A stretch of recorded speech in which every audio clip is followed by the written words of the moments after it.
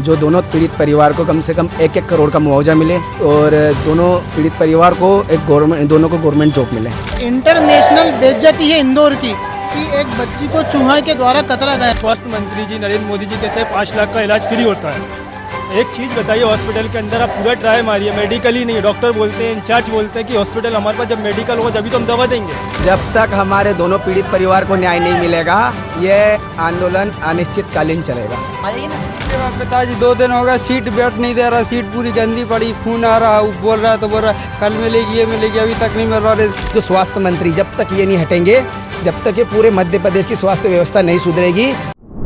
ये है इंदौर का एमवाई अस्पताल, जहां कुछ वक्त पहले कुछ नवजात शिशुओं की उंगलियों को चूहों ने कुतर खाया था और उसकी वजह से उनकी मौत हो गई थी। दोस्तों, आप देख रहे हैं बतंगड़ और मैं हूं आपके साथ ग्राउंड रिपोर्टर श्रद्धा पाटीदार। तो आज हम आए हैं एमवाई अस्पताल, जहां पर जन सैलाब उमड़ा हुआ है, उसी के खिलाफ प्रदर्शन करने के लिए। तो आज हम जाएंगे, इनसे बातचीत करेंगे और देखेंगे कि इन लोगों का क्या कहना है और ये किस डिमांड को लेकर यहाँ पर ये धरना प्रदर्शन कर रहे हैं। इस वक्त आप देख सकते हैं हमारे पीछे जो जन सैलाब उमड़ा हुआ है उनमें कितना आक्रोश है। सभी क्रोध में लग रहे हैं और अपनी डिमांड्स को पूरा करवाने के लिए वो लोग तैयार खड़े हैं कि जब तक यहाँ उनकी डिमांड्स को पूरा नहीं किया जाएगा तब तक वो यहाँ से नहीं हटेंगे।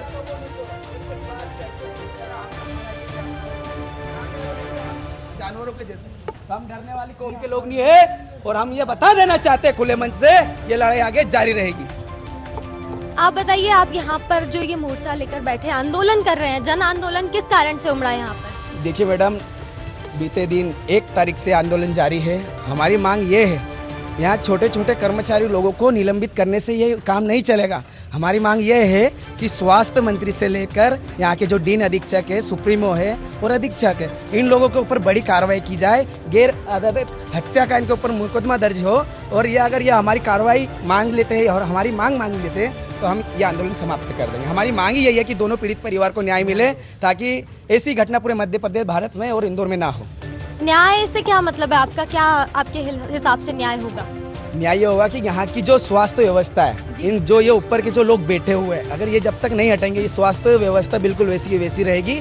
अभी 2 दिन पहले की घटना है, एक बच्ची को इन लोगों ने बेड नहीं दिया है, वो भी उसकी भी मृत्यु हुई है। वो परिवार भी हमारे साथ है, इसका भी उजागर हम कुछ समय में हमारे राष्ट्रीय अध्यक्ष जी करेंगे। आपको पूरी एकदम व्यवस्था ऐसे बताएंगे।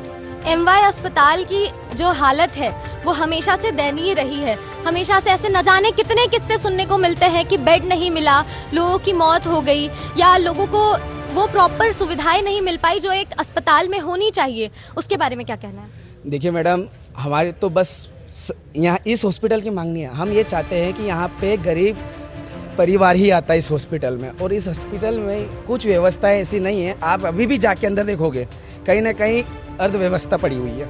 हमारी मांग ये है कि यहाँ की स्वास्थ्य व्यवस्था पूरी तरह से सुधारी जाए और जो यहाँ के डीन अधीक्षक है, बस यही मांग है। क्योंकि जब तक ये लोग और जो स्वास्थ्य मंत्री जब तक ये नहीं हटेंगे, जब तक ये पूरे मध्य प्रदेश की स्वास्थ्य व्यवस्था नहीं सुधरेगी, क्योंकि ये लोगों ने बस अपना काम बिठा रखा है और एक गद्दी छोड़ने का बिल्कुल काम ही नहीं है इनका।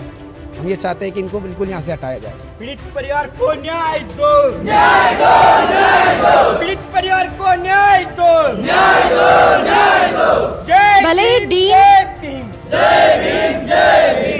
भले ही डीन यहाँ से गद्दी छोड़ दे, लेकिन आप क्या चाहते हैं कि एमवाई अस्पताल में किस प्रकार के बदलाव आने चाहिए?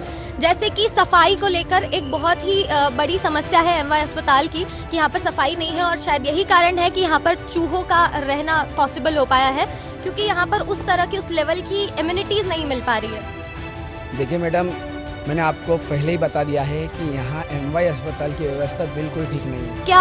क्या व्यवस्थाओं में कमी लगती है आपको? यहाँ पे सारी व्यवस्था इनकी एकदम कुछ भी ठीक नहीं है। यहाँ पे आप पीएम रूम में भी जाओगे, वहाँ पे भी जो चेयर रहती है वो भी व्हील चेयर रहती है, सब ऐसी पड़ी है। मुर्दे को उठा उठा के ले जाना पड़ता है व्हील चेयर के द्वारा। स्ट्रेचर्स नहीं है यहाँ पे? स्ट्रेचर नहीं है। पिताजी 2 दिन हो गए, सीट बेल्ट नहीं दे रहा, सीट पूरी गंदी पड़ी, खून आ रहा, बोल रहा तो बोल रहा कल मिलेगी, ये मिलेगी, अभी तक नहीं मिल रहा। पैसे नहीं है जेब में, जो सहायता पे बोल रहा गोली मिलेगी, ये भी कुछ भी नहीं दे रहा। ये बाहर की लग रहा, घर पे पैसा भी नहीं है। ये स्थिति हो रही है। ऑपरेशन हुआ पापा का, 4 दिन से बेड, अभी आप ऊपर जाओ बेड सीट देखो पूरी गंदी पड़ी हुई, दे नहीं रहा, बिस्तर भी नहीं हो बिछाने के लिए सीट।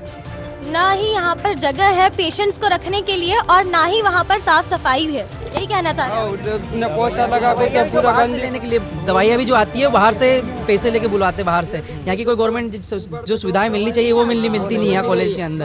उधर दे नहीं रहा, बोल रहा आप प्राइवेट से खरीदो, पैसा है नहीं उधर प्राइवेट में ही जिनको जाना चाहता, जो व्यक्ति पैसे जिनके पास रहते हैं वो प्राइवेट में ही, यदि बच्चों अपने किसी भी जो सहायक है उनको वहाँ एडमिट करना चाहता है, गवर्नमेंट में लेके क्यों आता है? वो तो प्राइवेट में ही एडमिट करवाता ना। यदि गोली व्यक्ति बाहर से ले लेता तो यहाँ आने की जरूरत ही नहीं पड़ती ना किसी को भी। तो हमारी तो यही मांग है, यहाँ के जो डीन है, अधीक्षक है, उन पे कार्रवाई करना चाहिए और उन पे FIR होना चाहिए। यानी कि गरीबों को यहाँ पर दवाई तक मुहैया नहीं करवाई जा रही है, वो बाहर से दवाइयाँ खरीदने के लिए मजबूर है। वो इतने बेबस हो चुके हैं कि यहाँ पर इन्हें कोई भी सुविधा नहीं मिल पा रही है जो एक सरकारी अस्पताल में उन्हें मिलनी चाहिए। आइए और लोगों से बात करते हैं। आप यहाँ पर क्यों आए? हम इसीलिए आए हैं कि यहाँ की कोई व्यवस्था कुछ नहीं है और यहाँ बहुत परेशानी आती है। हर गरीब वर्ग आता है यहाँ पर, यहाँ कुछ व्यवस्था नहीं हो पाती है। आप हमें ये बताइए कि आप यहाँ पर कब तक बैठने वाले हैं? जब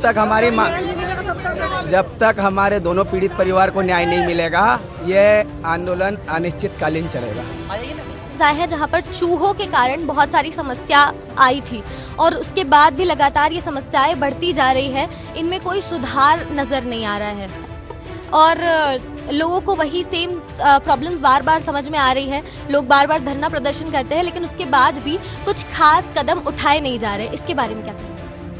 मैडम देखिए, अगर ये कदम 1 तारीख को उठा लिया जाता तो आज जो गरीब परिवार, जो पीड़ित परिवार इतना परेशान हो रहा है, उनको अभी तक न्याय नहीं मिल रहा है। पीड़ित परिवारों के लिए आप किस प्रकार का न्याय एक्सपेक्ट कर रहे हैं? हमने ज्ञापन के माध्यम से पहले ही सूचना दे दी थी। हमने इसके पहले भी आपको अवगत करा दिया है कि पहले भी हमने यहाँ पे धरना दिया था, जो दोनों पीड़ित परिवार को कम से कम 1-1 करोड़ का मुआवजा मिले और दोनों पीड़ित परिवार को दोनों को गवर्नमेंट जॉब मिले, ताकि इनके परिवार को भी थोड़ी मदद मिले। और यहाँ की जो अस्पताल का जो प्रशासन है, हमने खुले रूप से बोल दिया कि यहाँ की पूरी व्यवस्थाएं चेंज होना चाहिए और जो अभी तक जो हो रहा है वो ना हो, ये चाहते हैं मैडम। तो इस है यहाँ पर हो बदलाव। सभी लोगों को यहाँ पर बदलाव की उम्मीद है, जो हमेशा से चलता आया है, जो केयरलेसनेस का एक बिहेवियर है जो सरकार ने पकड़ रखा है, जो इन लोगों ने पकड़ रखा है। अब जनता चाहती है कि उसमें बदलाव आए। अब जनता चाहती है कि लोग अपना काम करें, सिर्फ अपनी गद्दियां लेकर बैठे ना रहे। अगर आप काम नहीं कर सकते तो आप गद्दी छोड़िए, और अगर आप गद्दी पर बैठे हैं तो आपको काम करना पड़ेगा, वरना हम यहीं पर बैठे रहेंगे।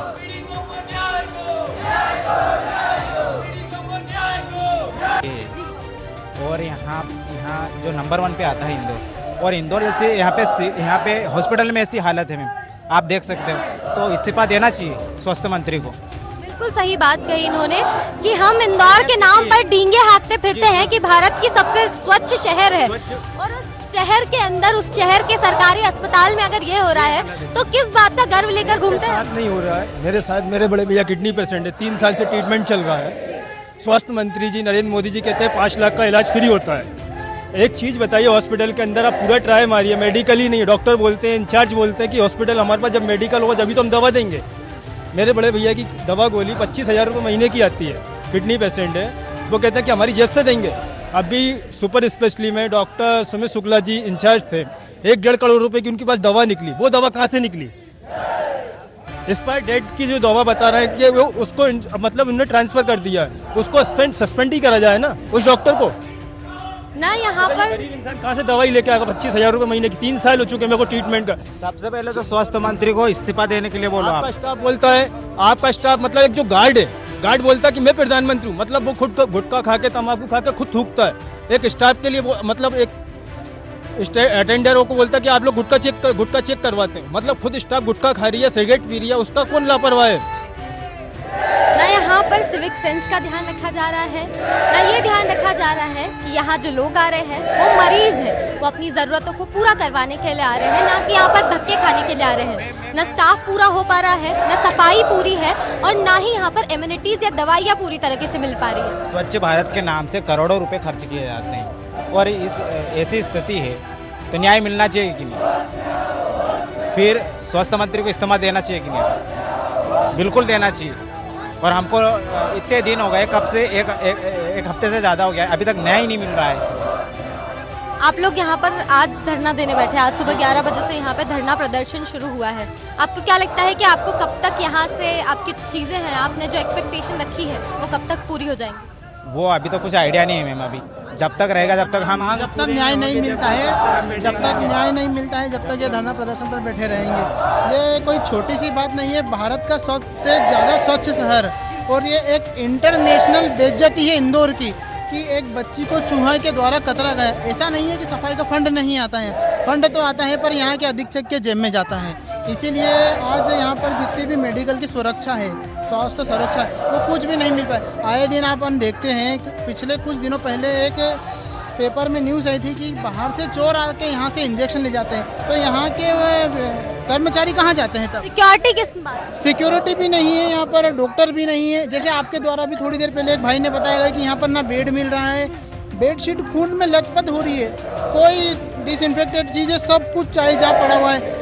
सफाई के नाम पे बस एक नाम ही है, सफाई कुछ भी नहीं। अगर धरातल पे उतर के देखेंगे अपन तो कोई सफाई नहीं है, बस एक नाम के द्वारा बताया जा रहा है कि इंदौर बहुत साफ है, कुछ साफ नहीं है। आप अपना कैमरा लेके अंदर जाओगे तो आप खुद रूबरू लाइव दिखा पाओगे कि क्या है और क्या नहीं है। अगर हम धरातल पर जाएंगे तो सच्चाई पता चलेगी कि सफाई कितनी है और कितनी नहीं है। बेड्स की क्या हालत है, बेडशीट अगर खून में लथपथ पड़ी हुई है तो वो किस बात की सच्चाई को बयान कर रही है। आज यहाँ के लोग ये सवाल उठा रहे हैं।